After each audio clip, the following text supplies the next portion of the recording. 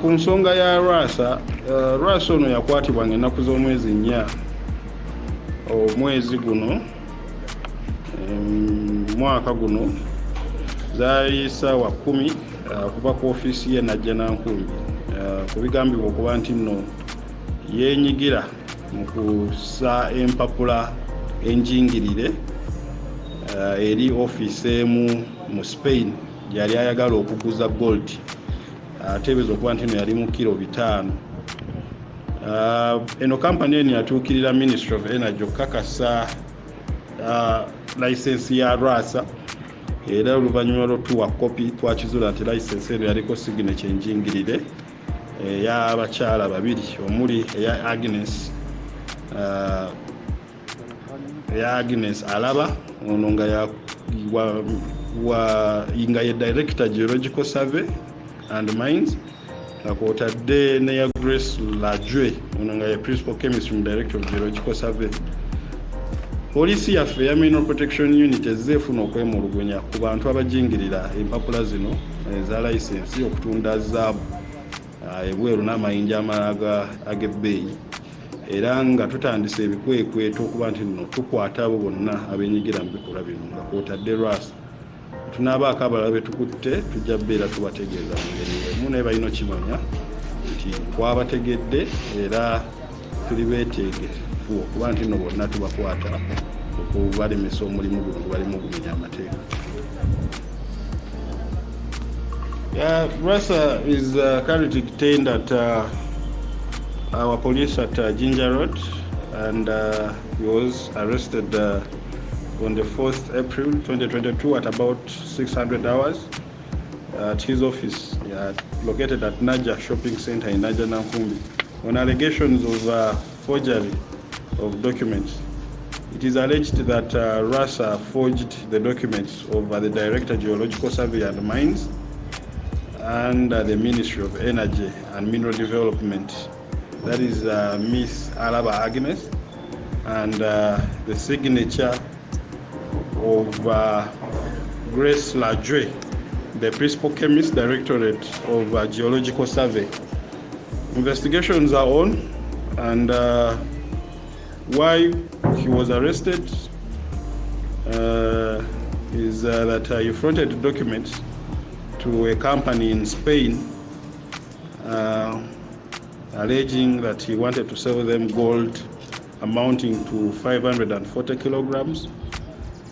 But the company did due diligence to confirm whether the license he had fronted to them was genuine, and that's how we discovered that it wasn't. So he's with us,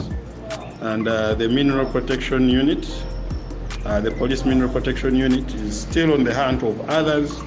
who are in this kind of business that we believe are many, and we shall be giving you more details if any arrests are made apart from what we have done with the rest.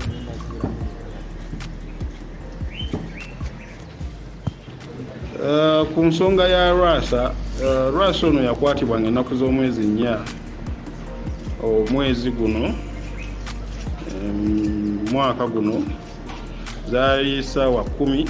kuva ku ofiisi ye najja Nankumbi ku bigambibwa okuba nti nno yeenyigira mu kussa empapula enjingirire eri ofiisi emu mu Spain gyali ayagala okuguza gold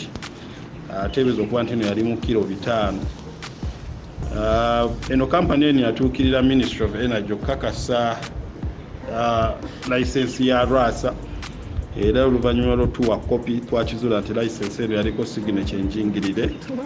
ey'abakyala babiri omuli eya Agnes Alaba ono nga ye Director Geological Survey and Mines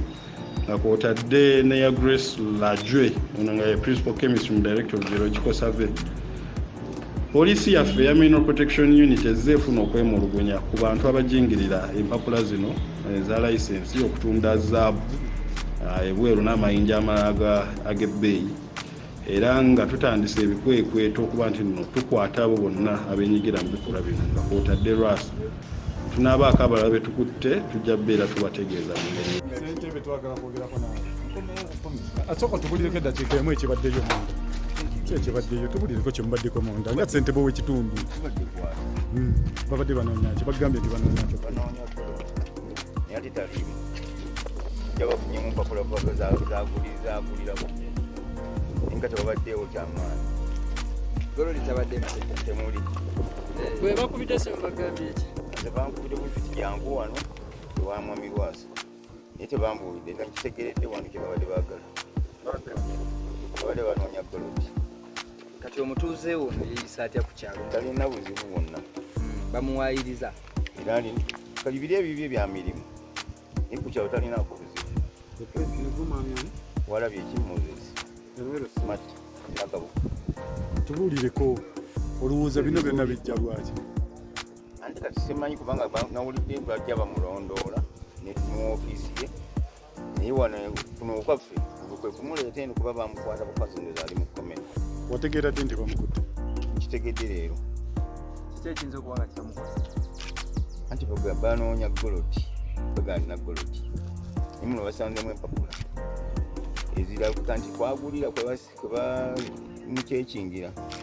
tebasanzemu naye nga goloti yenyi taliimu kati gwe bagambye ki ekiddako oluvannyuma lw'okukebera kati bakyalina bye bawandiika empapula ezo zebawandiika zebagenda bawandiika nange nsigazeeko kopi nawaka wasigalawo kopi nabo bagenda batwaliza bakama baabwe kati gwe ngaovuddeyo nga tebannamalira nze nkomawo ngenawo ngenda kyakyawo waliwo nninzi kati ate luno olupapula lumusanyiriza bino byange bino nabadde bandiika bye akebera golodi mutuufu oba bino badde okebera biki bino mbadde nkebera mpapula zebabadde bakira bisiiti chairman katono bino bikuyisiza bitya gwe nga ssentebe w'ekitundu tebirina kyebimpisiza bubi kubanga tebalabe bamutulugunya kubeera naye ali mutubadde bulungi nga yatwalayo buli kisenge yaggulawo ekimukwasiza golodi mukyamu bamukwase naye bamukwana naye simanyi oba mukyamu oba mupeeka kisimanyi omutuuze wona abadde n'ebizibuzibu ebirala bingi olina byomanyiiko